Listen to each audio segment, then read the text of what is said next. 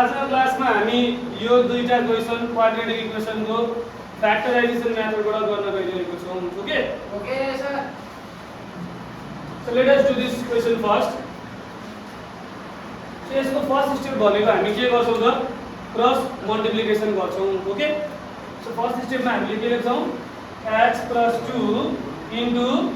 3x - 7 similarly यो 2x - 3 सँग के मल्टिप्लाई हुन्छ x + 3 मल्टिप्लाई हुन्छ ओके सर सो यसरी मल्टिप्लिकेसन भयो अब सर x * 3x गर्दा के हुन्छ त 3x स्क्वायर x * -7 गर्दा के हुन्छ -7x 2 * 3 गर्दा कति 3x गर्दा कति हुन्छ +6x 6x 6x 2 * 7 गर्दा कति हुन्छ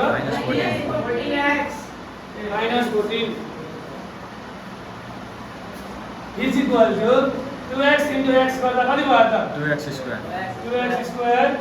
2x * 3 गर्दा कति भयो त plus 6x 6x -3 * x minus -3 3x plus 3 minus 9 -9 अब यस पछाडी यसलाई सिम्प्लिफाई गरौँ यसलाई पनि सिम्प्लिफाई गरौँ अनि जतापटि x को स्क्वायर को कोएफिसिएन्ट धेरै छ सबै टर्म्सहरुलाई त्यतातिर कम्प्युट भयो त ओके कतापटि धेरै छ भन्दा यहाँनिर left 3x side स्क्वायर पटि धेरै छ कि छैन त यतापटि त कति छ त 2x स्क्वायर छ भनेपछि सबै एलिमेन्ट्सहरुलाई सबै टर्म्सहरुलाई के गर्नु पर्छ हामीले Left side. लेफ्ट ह्यान्ड साइडतिर ल्याउनु पर्यो अब यसलाई सुरुमा सिम्प्लिफाई गरौँ x स्क्वायर -7x + 6x भने कति हुन्छ minus x -x -14 अनि यहाँनिर 2x स्क्वायर छ प्लस 6x - 3x भने कति हुन्छ त plus 3x plus 3x minus 9 अब यसलाई के गर्नु पर्यो हामीले अगाडि ल्याउनु पर्यो okay 3x square minus 2x square भयो कि भएन त भयो माइनस x छ हाम्रो यहाँनिर अब 3x अगाडि आउँदा कति भयो त minus 3x माइनस 3x भयो माइनस 14 छ प्लस 9 इज इक्वल टु 0 अब यसलाई सिम्प्लिफाई गरौँ कति हुन्छ 3x square minus 2x square x square x square minus 4x 4x minus 14 plus 9 भनेको माइनस 5 इक्वल्स टु 0 0 सो अब हामीले के ध्यान दिनु पर्यो भने यसको अगाडि कोएफिसिएन्ट कति छ त 1 सो 1 * 5 गर्दा कति भयो त 5 सो मल्टिप्लाई गर्दा के हुनु पर्यो 5 हुनु पर्यो सबट्र्याक्ट गर्दा कति हुनु पर्यो त 4 हुनु पर्यो ओके बेसिकली यहाँ के छ त भन्दाखेरि भने हामीले हेर्ने भने 1 * -5 छ नि त हैन सो -5 भयो कि भयो त सो मल्टिप्लाई गर्दाखेरि चाहिँ 5 हुनु पर्यो माइनस आएको हुँदैन माइनस गर्दा चाहिँ कति हुनु पर्यो 4 हुनु पर्यो ओके और x square minus 5 minus 1 5 minus 1 x minus 5 equals to 0 भयो भयो और x square minus 5x Plus minus x. minus plus x minus 5 equals to 0 x common आयो ज्ञान त्यसबाट x minus 5 x minus 5 plus अब यसबाट के कमन आयो 1 केही छैन कमन भनेपछि कति लेख्नु पर्यो हामीले 1 x minus 5 equals to 0 और x minus 5 x plus 1 equals to 0 अब आइदर गर्न सकिन्छ either x minus 5 equals to 0 x equals to 5 or x plus 1 equals to 0 x equals to minus 1 so यसरी हामीले दुईटा भ्यालुजहरु अप्लाई गर्ने गरेनौं त सो क्वाड्रेटिक इक्वेसनबाट हामीले सधैँ के कुरा ध्यान दिनु पर्यो भने सिन्स यहाँनिर सेकेन्ड डिग्री इक्वेसन फर्म भएको हुन्छ हैन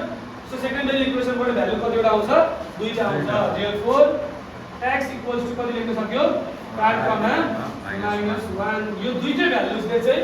यहाँ हामीले हाल्यो भने त्यसलाई के गर्छ त सेटिस्फाई गर्छ सो यहाँबाट हामीले बुझ्नुपर्ने स्टेप्सहरु के हो त भन्दाखेरि भने हामीले फर्स्ट अफ अल के गर्यौ यहाँनिर क्रस मल्टिप्लाई गर्यौ र सिम्प्लिफाई गर्यौ ओके हैन त सिम्प्लिफाई गरिसकेपछि जुन x स्क्वायर को हायर कोएफिसिएन्ट भयो त्यो सबै भ्यालुजहरुलाई के गर्नु त ल्यायौ त्यो ल्याइसकेपछि जब हाम्रो यहाँनिर क्वाड्रेटिक इक्वेसनको फर्मेटमा आयो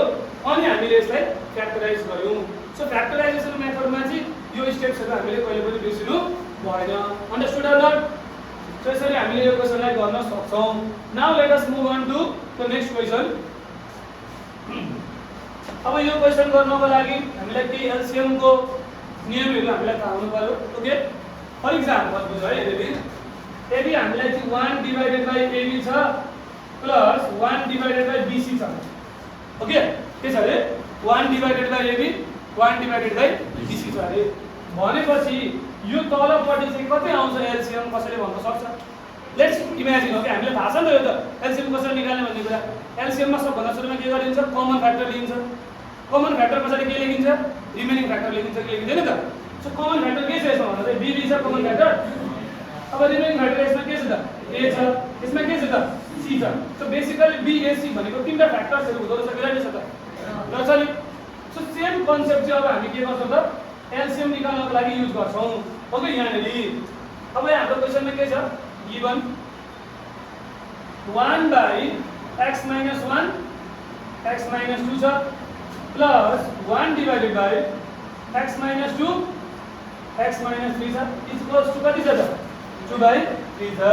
अब फर्स्ट स्टेपमा मैले के भने एलसीएम निकाल्नु पर्यो अब हेर कमन के छ यसमा x minus 2 कमन छ यस सर x minus 2 लेखिहाले x minus 1 यसमा रिमेनिङ रह्यो कि रहेन रह्यो यसमा के रिमेनिङ रह्यो त x minus 3 अब हेर है बेसिकली यहाँ ले त x minus 1 र x minus 2 थियो डिनोमिनेटरमा अब डिनोमिनेटरमा त x minus 3 पनि आयो कि आएन त आयो सो यसको डिनोमिनेटरमा x minus 3 ले मल्टिप्लाई भयो भनेपछि न्युमरेटरमा पनि कतिले मल्टिप्लाई गर्नु पर्यो x minus 3 ले सो 1 into x minus 3 गर्दा कति हुन्छ त x minus 3 x minus 3 हुन्छ हो सिमिलरली त्यही कन्सेप्ट लगाउँ यसको डिनोमिनेटरमा के थियो x minus 2 x minus 2 र x x minus minus 3 थियो x minus 2 र x minus 3 तर अर्को एउटा नयाँ टर्म के थप्यो त्यसको डिनोमिनेटरमा x minus x minus 1 थप्यो भनेपछि माथिको टर्ममा पनि हामीले कतिले मल्टिप्लाई गर्नु पर्यो x minus 1 1 ले 1 लाई x minus 1 ले मल्टिप्लाई गर्यो भने कति हुन्छ त x x minus 1 नै हुन्छ ओके यदि यहाँ 1 देखि अरु टर्म्सहरु भइदिएको भए त्यो टर्म्स चाहिँ यसलाई मल्टिप्लाई गर्ने ध्यान दिएर मल्टिप्लाई गर्ने है त्यसलाई okay understood or not for example यदि यहाँ 1 को साइड चाहिँ 3 भइदिएर के गर्नुपर्छ त 3 ले x minus 1 लाई मल्टिप्लाई गर्नुपर्छ हो हैन त अनि 3 into x 3x 3 into minus 1 minus 3 लेख्नु पर्छ त्यतिखेर हामीले बुझ्यो कि बुझेन कुरो सो यति गरिसकेपछि इक्वल्स टु हाम्रो कति छ यहाँ 2/3 छ और x plus x 2x 2x अनि यहाँ कति छ त minus 4 divided by x minus 2 x minus 1 x minus 3 equals to 2/3 अब यहाँबाट कमन तान्ने मिल्छ भने कमन तान्दिने ओके कमन तान्नेपछि के हुन्छ भने कुनै एउटा फ्याक्टर चाहिँ रिमुभ हुन्छ यहाँबाट जसले गर्दाखेरि अब x into x गर्दा x क्यूब को फर्ममा जान्छ नि त डिफिकल्ट हुन्छ त्यो केसेसमा अब हामीले कमन तान्ने मिल्छ नि यो के छ कमन तान्ने मिल्ने 2 छ कि छैन x minus 2 भयो काट्यो कतितिर काट्यो x minus 2 रहेछ x minus 1 रहेछ x minus 3 रहेछ इज इक्वल टु 2/3 कुन काट्यो त x minus 2 x minus 2 काट्यो काट्यो एक्चुअली 2 र 2 पनि काट्न मिल्छ हामीले मिल्छ मिल्छ कि मिल्दैन मिल्छ तर यहाँ काटिसकेपछि फेरि तिमीहरूको दिमागमा यहाँ 0 रह्यो भने चाहिँ नसक्नु 1 कति रहन्छ 1 काट्नु भन्दा यहाँ डिभाइड भएको हो क्या खास गरी ओके हैन त सो डिभाइड भएर कति रहन्छ त 1 सो माथिपट्टि 1 रह्यो डिवाइडेड बाइ कति राख्छ फेरि x minus 1 x minus 3 x minus 3 equals to यहाँ कति आयो त 1/3 तर फेरि अगाडि आएर मल्टिप्लाई हुन्छ एउटा गरेर मल्टिप्लाई हुन्छ अब त्यो भन्दा अगाडि मैले के लेख्छु भने 1 डिवाइडेड बाइ अब यसलाई मल्टिप्लाई गर्छु है त x into x x square x into minus 3 minus 3x minus 3x minus 1 into x minus x minus x minus 1 into minus 3 plus 3 plus 3 equals to कति आयो त 1/3 आयो अब मल्टिप्लाई गरेर यो into 1 हुन्छ कि हैन त हुन्छ कति भयो त x squared यो त minus 3x minus x भनेको minus 2x भयो plus 3 यो गरेर 1 सँग मल्टिप्लाई भयो equals to यो 3 into 1 गर्दा कति भयो त 3 3 3 काट्यो और x squared minus 4x equals to 0 आयो कि आएन त आयो अब यसलाई यतापट्टि गर्दैछु म x squared minus 4x equals to 0